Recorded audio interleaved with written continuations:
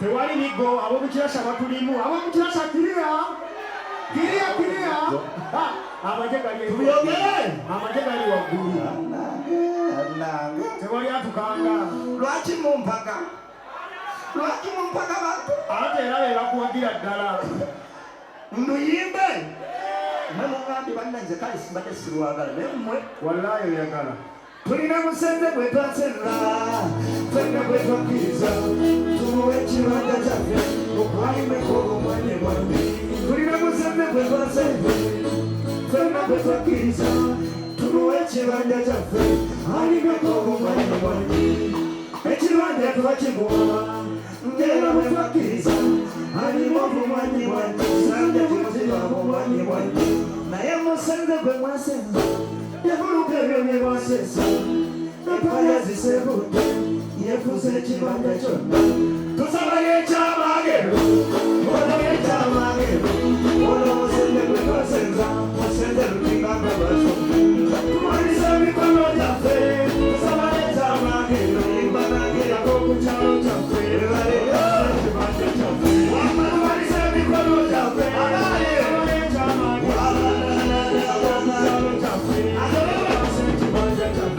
tulina musenze gwe twasenza wena gwe mwakkiriza tumuwe ekibanja kyamme alimeko obumwanyi mwanyi uganda mwagimuwa ngera bwe mwakkiriza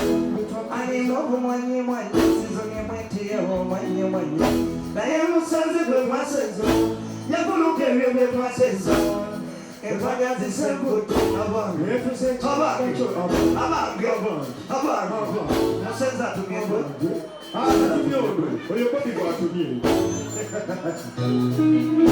tusabayo ekyamagero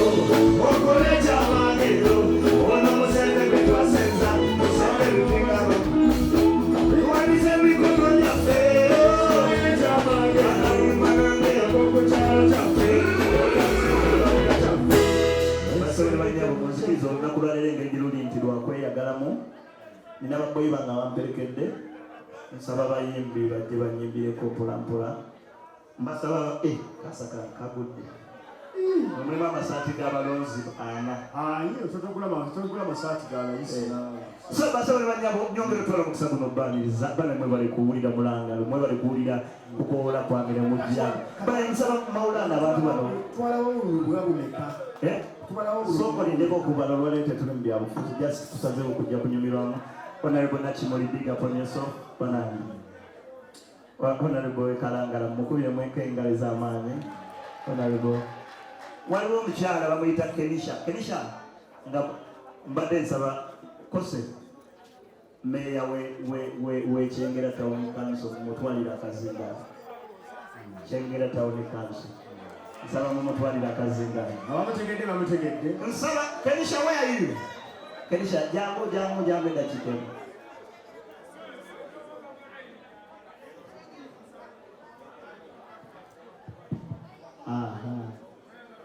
wali soko ya mkoa kati jangu kwatako kiyakola kiki nabano kalera alero jafa sirimu atali uwo sirimu wange ono Kenisha kyali wange nabosa munsonga omuyitake nabosa omukyalo ono zidukiranga tutandika ebintu bino bwe twayingire wakatolo mwama mu mwaka gwa 2014 so kimpa amaanyi wenkulabako naawe nga oyambaddero nosalawo ovimbe